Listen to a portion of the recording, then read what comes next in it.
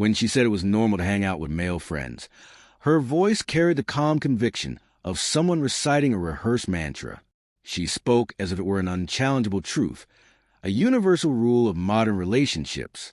I smiled and nodded, pretending to agree, though a quiet unease began to stir beneath the surface. There was something deliberate in the way she emphasized normal, as if the rule applied only to her.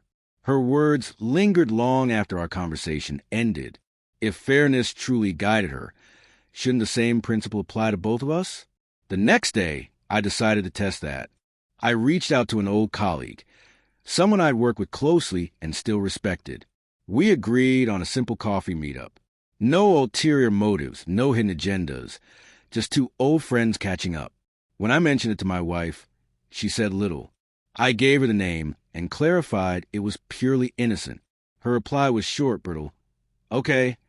One word, yet it weighed more than a paragraph. The silence that followed vibrated with unspoken accusation. The coffee meeting was exactly as promised. Friendly, nostalgic, harmless. But her words echoed in my mind. Normal. Was it really? Or had she twisted the word into a shield for her own intentions? Back home, I noticed subtle changes. Her phone became a constant companion. Her laughter increasingly private. Her late nights more frequent. Conversations turned shallow. Warmth felt rehearsed. The distance between us grew, stretching silently like a tear in fabric. I didn't argue. I didn't confront. I simply began documenting. Messages that didn't add up, calls that contradicted her stories, fragments of truth scattered across the digital noise of her life. Piece by piece, I built a quiet archive, a record of what she hoped I would never see. When I finally confronted her, I expected denial or anger. Instead, she became defensive, polished, even theatrical. She accused me of jealousy, control, paranoia.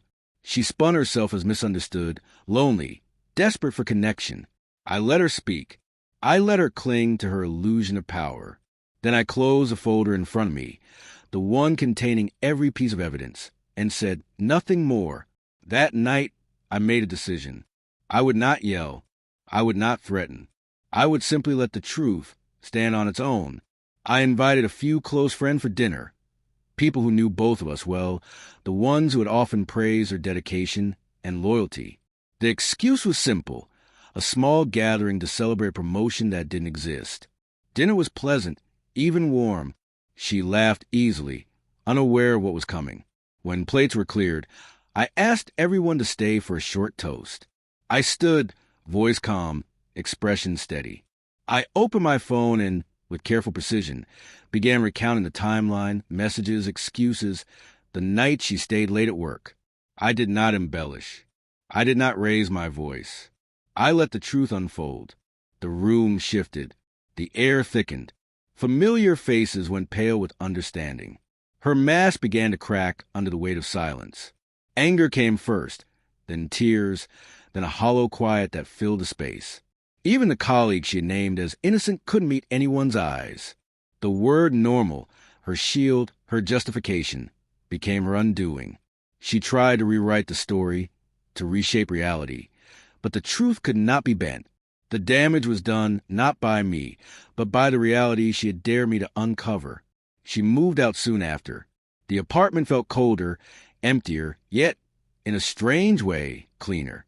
The air no longer hummed with pretense. I deleted the files, archived the memories, and moved forward with a lesson. I realized then that revenge is not about destroying someone. It is about restoring balance. Truth, once revealed in full light, carries its own justice. And sometimes, the quietest revenge is simply allowing reality to speak louder than lies ever could.